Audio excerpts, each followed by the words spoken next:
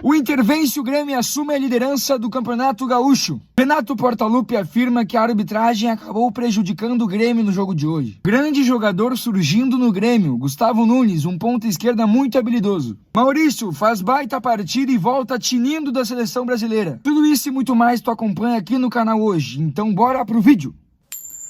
Ai, rapaziada, conseguimos ganhar o primeiro Grenal de 2024. Como é bom iniciar o ano vencendo. Se tu inicia esse vídeo como um gremista achando que eu vou falar só de Inter e que eu vou ser 100% clubista, tu tá enganado. Acompanhe o vídeo inteiro porque eu vou repercutir o jogo no geral, não somente as coisas do Inter.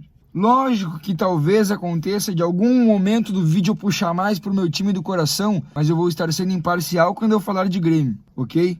A minha voz já fala muito sobre o que aconteceu no Grenal de hoje. Foi um jogo emocionante, um jogo eletrizante, do início ao fim.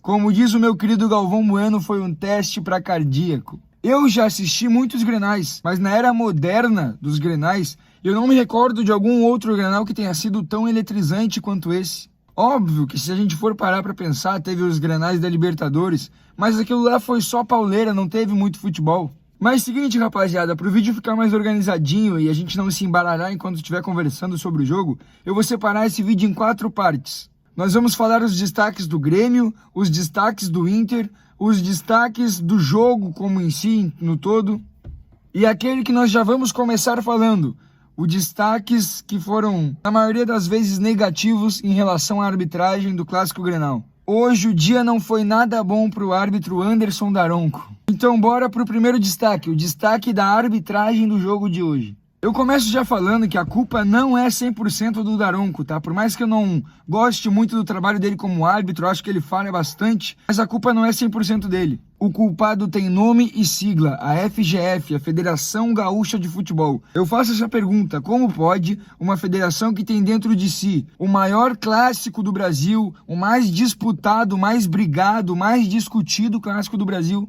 e ainda assim não usa a tecnologia do VAR em jogos assim? Luciano Roxman, tu como presidente da Federação Gaúcha de Futebol, tem feito um trabalho juvenil e tem aumentado cada vez mais o amadorismo que existe dentro do futebol gaúcho. Mas eu nem vou entrar muito no mérito da questão e vou direto pro Daronco. Cara, tem coisas que acontecem dentro de campo que não precisa do VAR para tu definir. Até porque se as coisas dependessem 100% do árbitro de vídeo, não precisaria ter mais árbitro em campo. E o Daronco, eu sei que errar é humano, mas tu cometeu erros graves no Grenal de hoje. Erros que tu cometeu mudaram o rumo do jogo, a começar pela forma que ele iniciou tratando o jogo. Daronco foi muito isento em suas decisões. Eu sei que tudo bem, não é uma característica dele distribuir cartões, mas cara, Grenal, tu tem que cortar pela raiz desde o início, tu tem que ser muito radical nas tuas decisões como árbitro. Não tô eu querendo aqui ensinar o Daronco a apitar jogo, mas cara, todos nós sabemos que Grenal tu tem que pôr ordem desde o início do jogo. Até porque, uma frase engraçada que me lembrei agora, se tu não pôr ordem no Grenal desde o início do jogo, acaba que acontece aquilo que o Zé Pequeno fala pro Bené. Aí, Bené, quem cria cobra amanhece picado, rapaz. Agora vamos falar daquilo que definiu o jogo, o pênalti cometido por Walter Kahneman no jogador Alan Patrick. Cara, vocês vão me desculpar, meus amigos gremistas que estão falando que não foi pênalti, mas, meu, foi pênalti, cara, foi pênalti. Eu até discordo de alguns jornalistas que já estão dizendo que foi pênalti claro. Eu não acho que tenha sido um pênalti claro, mas que foi pênalti, foi. A interpretação que eu tive assistindo o jogo e depois reanalisando os lances foi que o contato começa assim fora da área, mas ele termina dentro. Prestem bem atenção no que eu estou dizendo. Eu não estou falando que o Alan Patrick se atirou para dentro da área no momento que teve contato, não. Porque aí sim não teria sido pênalti.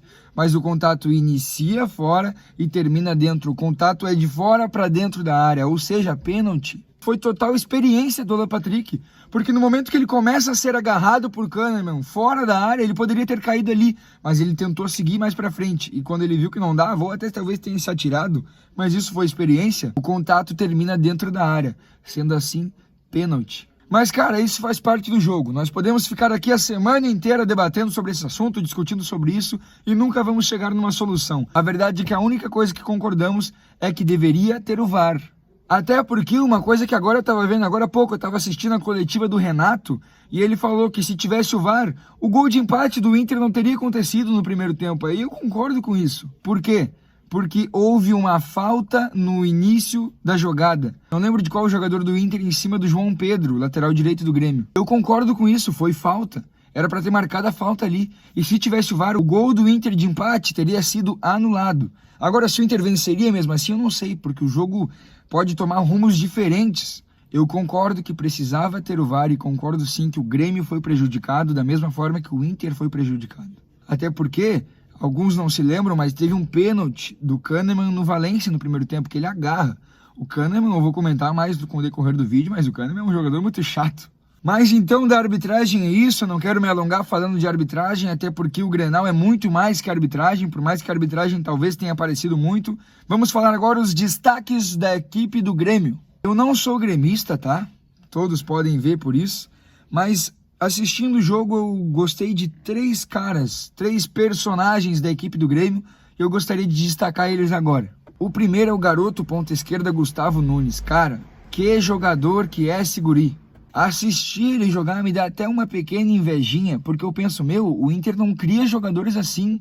O Inter não cria jogadores que vão pra cima, que vão pro drible, que arriscam, que não tem medo, que não se importam se estão jogando seu primeiro Grenal. Esse guri tem espírito de craque. Hoje ele colocou o Fabrício Bustos no bolso. O experiente lateral direito Fabrício Bustos ficou no bolso do Gustavo Nunes, porque o Bustos não venceu nenhuma, a não ser as que ele fez falta. O segundo destaque que eu gostaria de comentar aqui é o técnico Renato Portaluppi, que, cara, é um baita treinador, tá? Eu tenho que concordar, eu tenho que afirmar que o Renato é um baita treinador. Ele é falastrão, sim, ele fala muito, mas muitas vezes ele faz, cara. O Renato, ele não se importou em começar o Grenal com 4 volantes. 4 volantes, cara. Me lembrou o Celso Roth quando o Inter estava caindo para a Série B. O Renato identificou realmente aquilo que não era muito difícil, saber que realmente o Inter é melhor, que o Inter tem mais elenco, que o Inter estava em melhor fase, e não teve medo do que a imprensa ia falar, do que os outros iam pensar. Colocou 4 volantes e a sua estratégia deu certo no primeiro tempo. O Grêmio acabou empatando.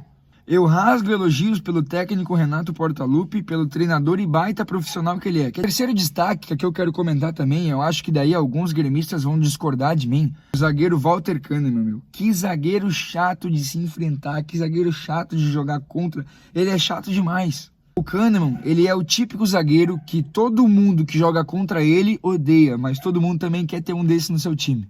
Eu não gosto nem um pouquinho do Kahneman, mas eu queria ter um Kahneman na zaga do Inter, pô.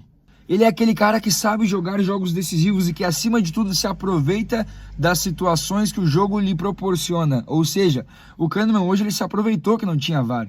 Tudo bem que o Kahneman já faz isso normalmente, mas hoje ele extrapolou, ele estava agarrado. O Kahneman estava tão abraçado no Ener Valencia que eu pensei que ele ia levar o Ener Valencia para casa. Eu não sei se tu sabe, Kahneman, mas o Ener Valencia é comprometido. E eu não estou aqui cornetando o Kahneman, cornetando o Grêmio, não, estou fazendo um elogio. Ele é um bom zagueiro, ele é um zagueiro que sabe jogar jogos difíceis, ele sabe jogar Grenal. Mas aí eu acho que o motivo de alguns gremistas discordarem de mim é que hoje, pela segunda vez, ele cometeu um erro no final de um Grenal que acabou custando a derrota do seu time.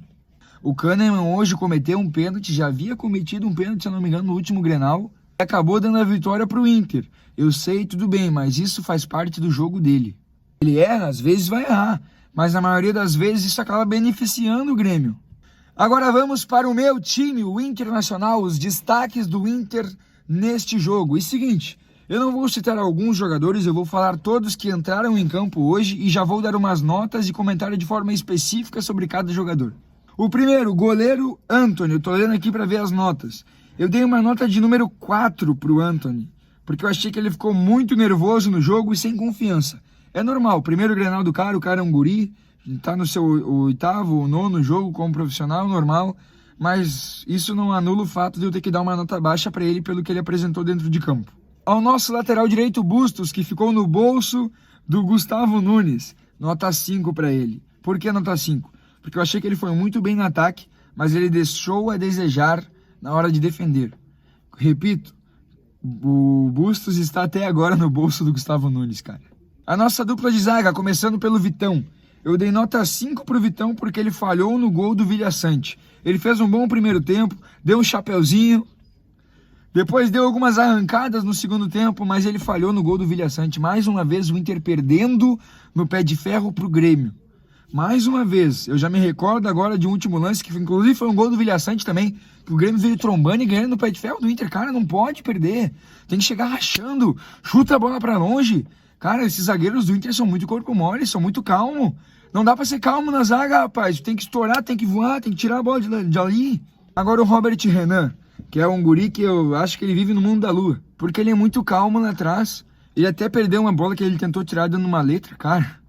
Não faz isso que tu não é o Cuesta fazia isso e ainda errava. O Robert Renan, enquanto o pessoal tava se pegando no soco, tava fazendo embaixadinha. Eu apoio, tá? Porque eu prefiro que o cara esteja fazendo embaixadinha do que pegando no soco. Mas isso só mostra o quanto ele é tranquilo. Por isso, uma nota 6 pro Robert Renan, ficou na média. Ao nosso lateral esquerdo, que fez uma partida horrorosa hoje, eu dou nota 3. Eu não dou menos por respeito ao profissional que ele é e pela pessoa que ele é.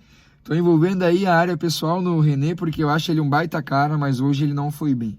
Agora, o nosso volante, o nosso Príncipe Charles, Príncipe Arangues, nota 8. Arangues, tu é craque, tu é acima da média. Tu conhece os atalhos do campo e tu joga com facilidade. Nota 8 pra ti hoje, só faltou guardar o teu golzinho. Agora o Bruno Henrique, que ano passado eu não gostava dele, mas esse ano ele tem jogado um baita futebol, pra mim merece a titularidade. Nota 7. Hoje ele foi acima da média, não jogou tanto como ele estava jogando nos outros jogos, mas ainda assim não comprometeu, jogou muita bola, por isso nota 7 na minha opinião. Agora vamos para o nosso meia-direita Maurício. Eu vou falar para vocês, eu estava falando aqui dentro de casa para alguns amigos meus que estavam vendo o jogo comigo, eu falei, eu não colocaria o Maurício dentro de campo porque ele não estava treinando conosco, ele estava na seleção brasileira, eu não colocaria.